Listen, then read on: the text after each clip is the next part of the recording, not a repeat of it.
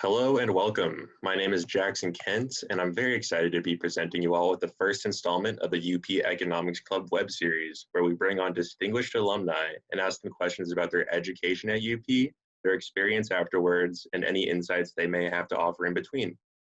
Today, I'll be speaking with Lily Stone. Lily, would you like to introduce yourself? Sure. Thanks for having me on, Jackson. It's an honor. Always Of good course. to connect with other members of the UP community. My name is Lily. I graduated in the class of 2018, which it feels like it wasn't a full 2 years ago, but it was 2 years ago, which is crazy. I studied economics and entrepreneurship in the business school. I loved Dr. Barnes's classes and Dr. Hanig's classes when I was at UP, and I was also an e-scholar, and I lived in Fields Hall for my first year. Awesome. I think we all loved Barnes's and Hanig's classes. What did you see yourself doing after graduation, and how far has that vision shifted from the reality of what's actually happened? Yeah, good question. So when I was an undergrad, I spent a lot of my random mornings chatting with alumni in various industries. Because when I first started at UP, I actually wanted to work in sportswear.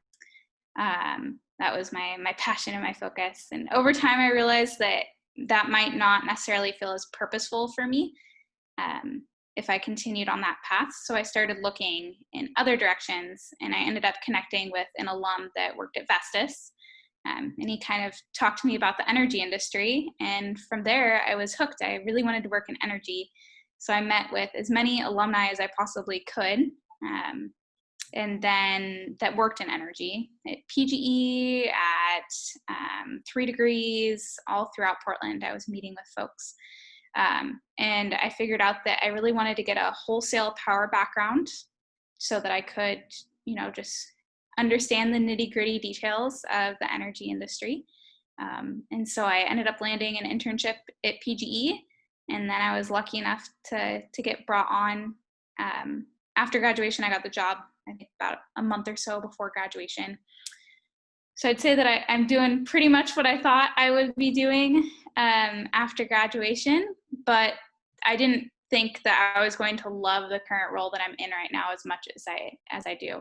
I think I thought that I was going to be in it for 2 years and then possibly be looking to move on.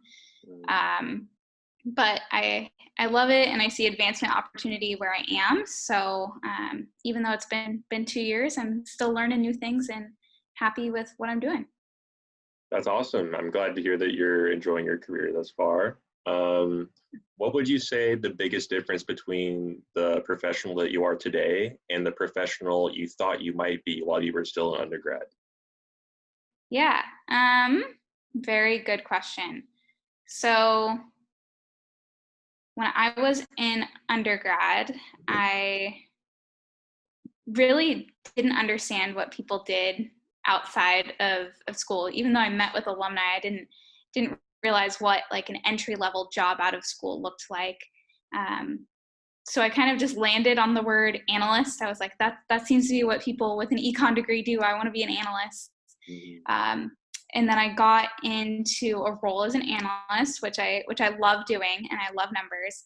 But what I've realized is that I also really enjoy the people component of work as well. I enjoy working on a team. I enjoy, learning new skills like Tableau, or learning to mess around with things in R. I really thought that I was just gonna stick to Excel upon graduation, but we ended up leveraging a lot more of those tools in my position than I was anticipating. Does that answer your question?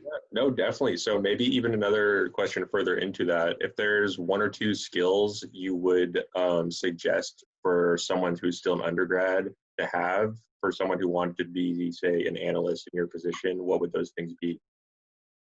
Yeah, I would recommend learning, some kind of a programming language, whether it be SQL or R.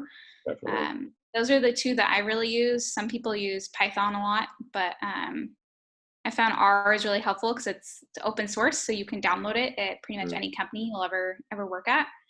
And then SQL, I just recommend that because it seems like a place that a lot of people are storing their data. So it's helpful to know how to just execute a simple query and get the data that you need out of the database right off the bat when you start, which is something that I didn't necessarily know how to do. And then there's Tableau, which is probably one of like the most fun softwares that I get to use, just because you get to make some beautiful data visualizations that can, I guess, be really like gratifying to see all of your data that you just pulled in a informative way relatively quickly. So I'd recommend downloading. I think there's a free student version of Tableau as well that you can mess around with. You heard that, guys. Free student version, putting the fun into data analysis, as we heard here firsthand. So that's so nerdy for me. Very fun. Going on, how has your industry been affected by current events, and how long do you think a recovery will take, and what might that recovery look like, do you think? Yeah, I guess probably what I should have explained in the intro is a little bit about what I do, so I can share more about how COVID has impacted it. Yes, of course. So yeah, at PGE, I am a strategy and planning analyst, which doesn't necessarily describe my current day-to-day functions, but I work with our structuring and origination group, and they're the guys that go out and actually contract for large power purchase agreements, or if PGE is to go out and purchase a new resource. They also help with our request for proposals processes during the negotiations there. So when we're looking at these new resources that we might want to acquire, they help handle that negotiation. And then on the back end, I help generate some of the numbers to help them in their negotiation. Look at, how does the resources profile compare to other resources that are currently in our energy mix? And how might contracting for a resource like this impact customer rates on kind of a back of the napkin look? So in terms of the impacts of COVID, we have all transitioned to working from home, as I think most folks have. It was a pretty big transition for a utility that didn't necessarily have a lot of employees that work from home on a regular basis. But we all very quickly grabbed our laptops and went home. It's kind of funny looking back now. It's probably going to be until September until some folks begin to return to the office. I probably won't return until around January, is what we're talking about. Mm-hmm.